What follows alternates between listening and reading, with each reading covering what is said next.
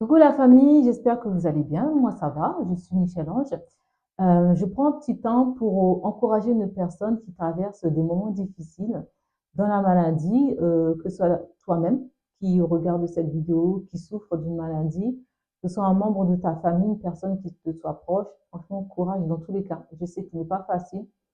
Chrétien ou pas chrétien, la foi, il faut pouvoir réussir à garder la foi quand on souffre ou quand on voit souvent une personne qu'on aime.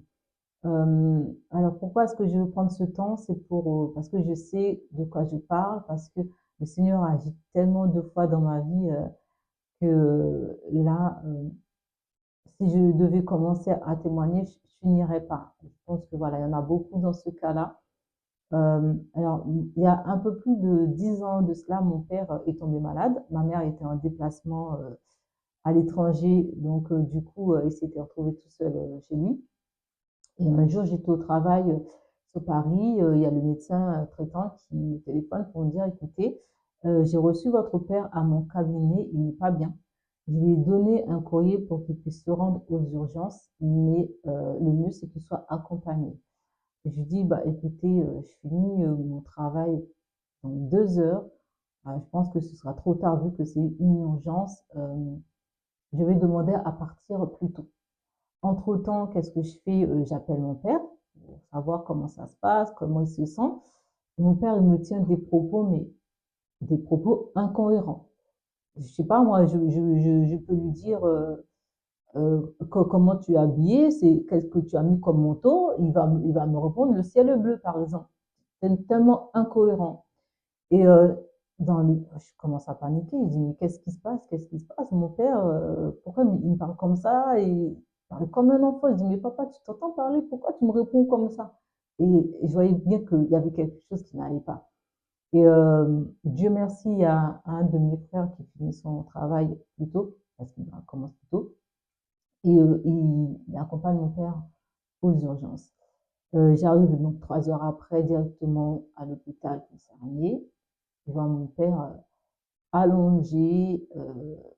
Bah déjà, il reconnaît personne. Il reconnaît personne. Il y avait mes deux frères et moi. Il ne reconnaissait personne. Et le médecin qui nous a accueillis nous a expliqué que mon père fait un AVC. Un AVC, j'avais jamais entendu parler d'AVC de ma vie, hein, qui est accident vasculaire cérébral. Ça atteint le cerveau. Il m'a dit, votre père a un écoulement au niveau du cerveau. Sur 10 centimètres, il y a, on va dire, c'est 8,5. Donc, il a très peu de chance. Et le caillot, il y a un caillot qui lui bouche l'artère. Pas trop l'expression, j'ai plus trop ça. Et si on ne l'opère pas d'urgence, votre père risque de mourir même dans la soirée. Donc, on va le transférer sur Paris. Voilà, ils ont réussi à trouver un service, etc., pour pouvoir l'accueillir, pour le prendre en charge. Ok, il n'y a pas de problème. Mais comme ils ont fait appel au SAMU, comme il faisait nuit, le mieux c'est d'attendre le lendemain parce que là, de toute façon, je ne peux pas rentrer. Il n'y a pas de souci. Je ne peux pas vous dire dans quel état j'étais. On était, mais en tout cas, moi, je parle pour moi. Dans quel état j'étais, c'était vraiment compliqué de voir son père qui était toujours fort comme ça et être complètement amorphe, quasi un légume, quoi. Et surtout, ce qui me faisait mal, c'est que mon propre père ne me reconnaissait pas. Et le lendemain tôt, avec mes frères, donc on se rend à l'hôpital que le médecin nous avait désigné.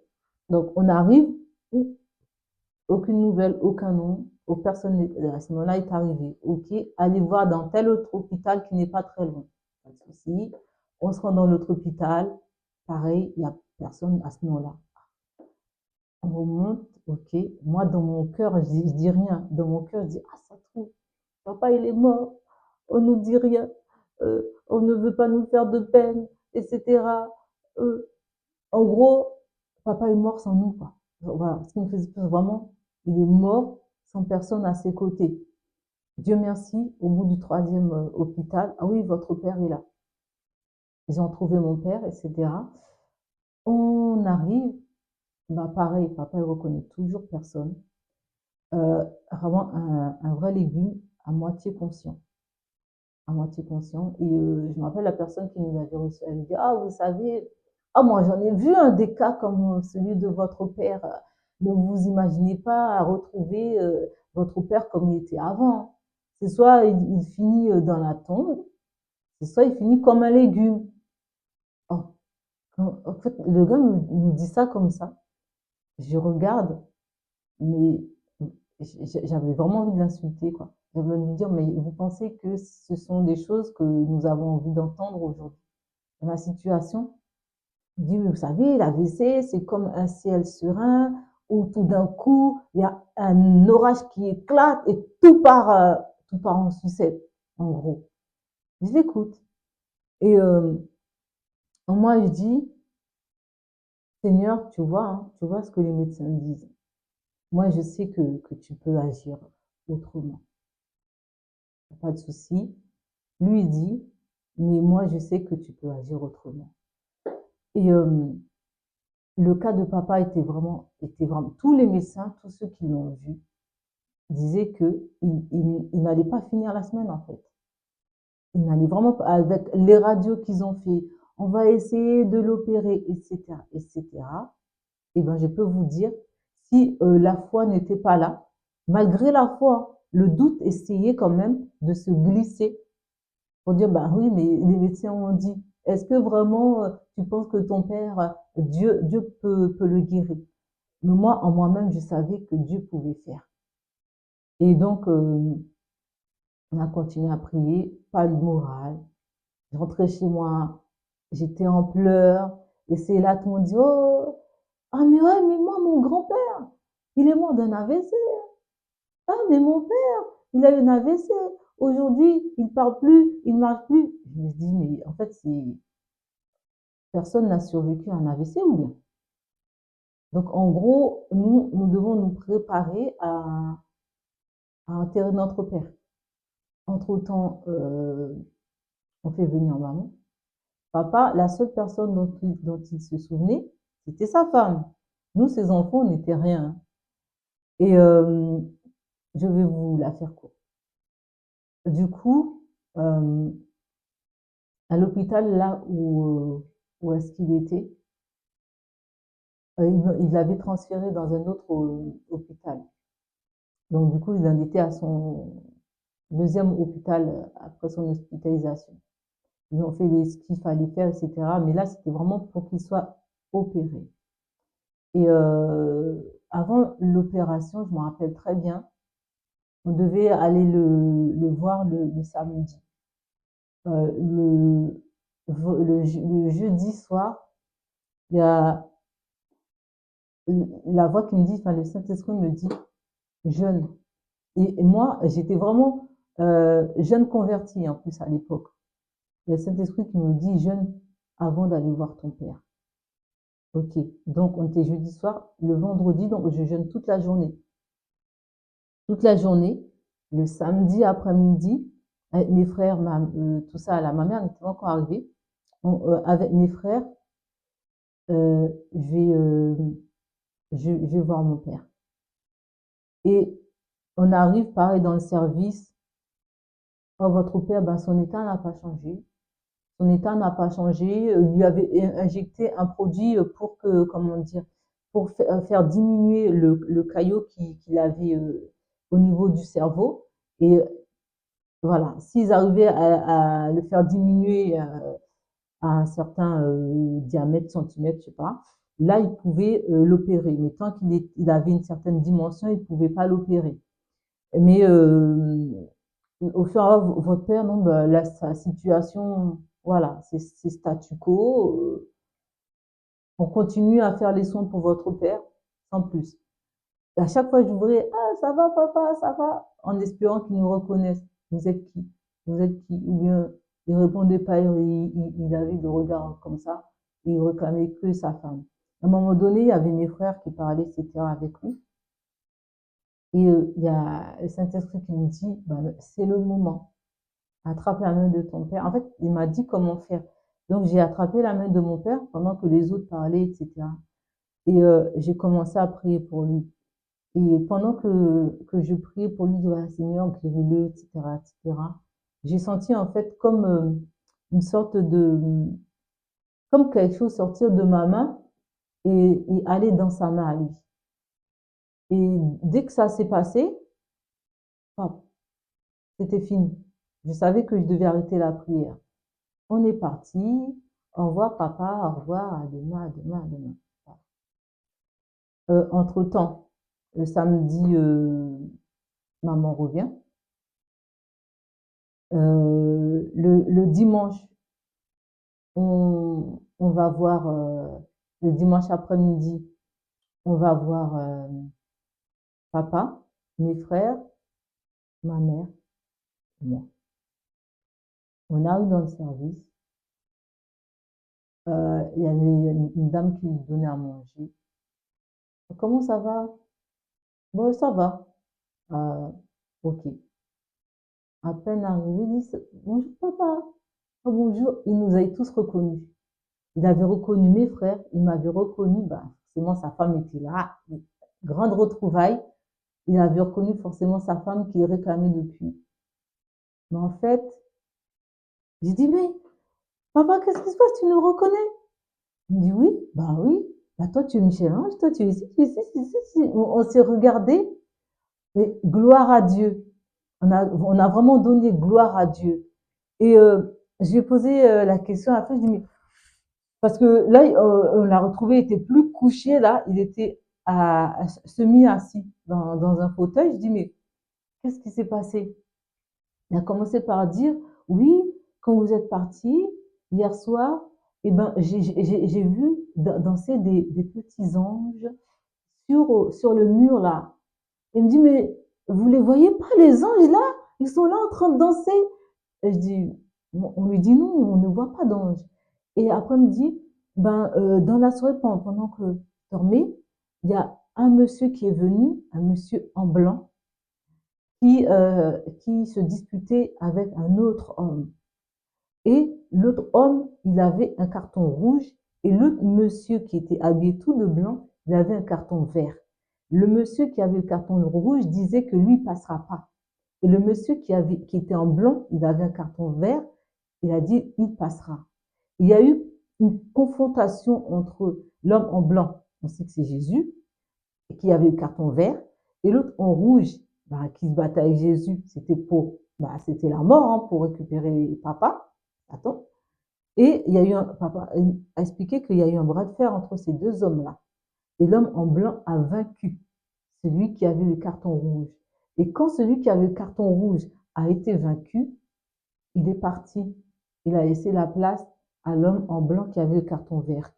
Et après, il a dit, l'homme en blanc s'est approché de moi, de ma tête, il m'a dit, regarde en haut, regarde en bas, fais ci, fais ça. Il a dit, j'ai exécuté tout ce qu'il m'a dit de faire. Et après, il est parti. Et là, à partir de là, les anges ont commencé à chanter, à célébrer, etc. Il a dit, pendant qu'il parlait, il voyait les anges.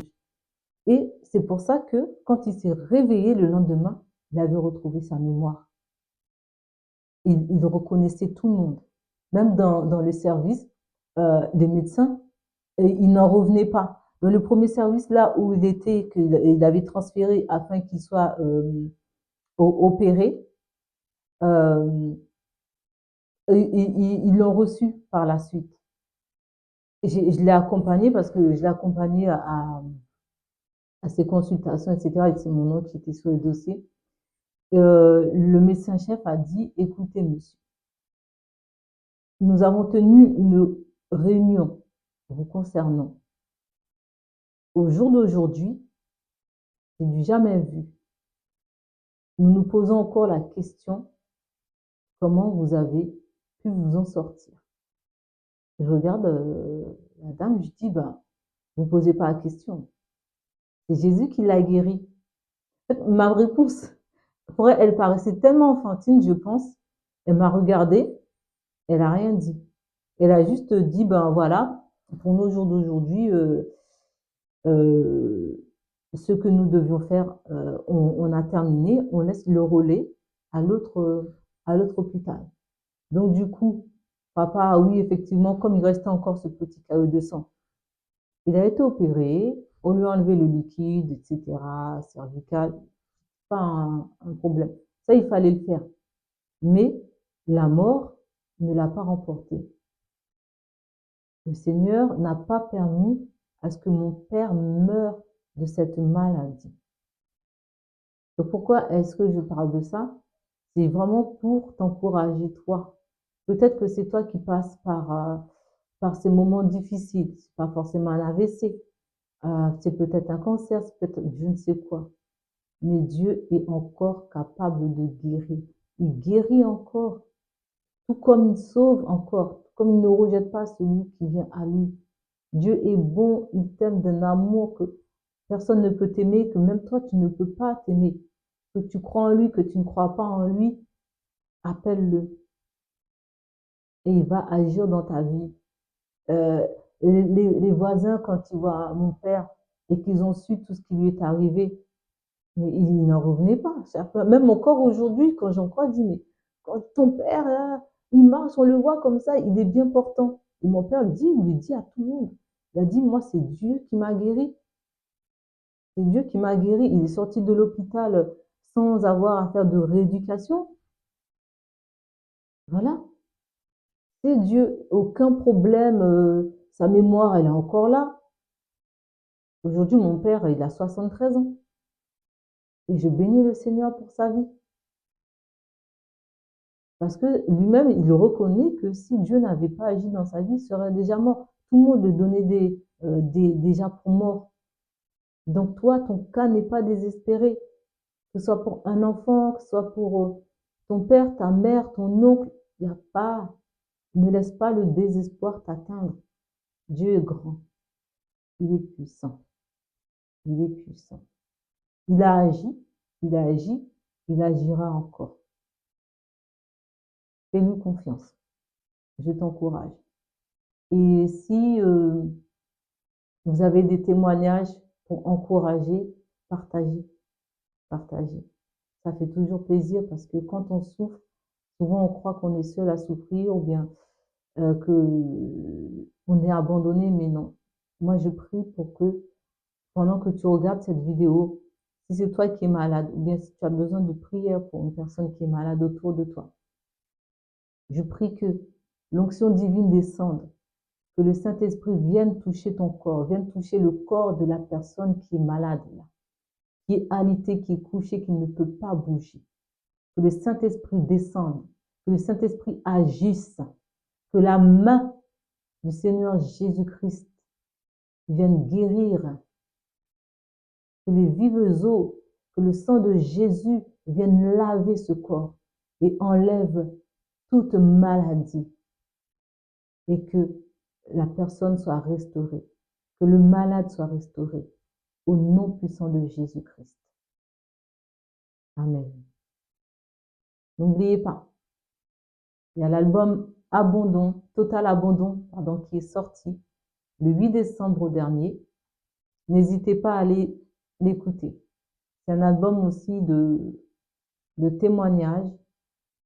Il y a de tout. Il y a la louange, il y a l'adoration, mais tout est un témoignage, tout est exhortation. Allez l'écouter, dites-moi ce que vous en pensez. À la prochaine, ciao!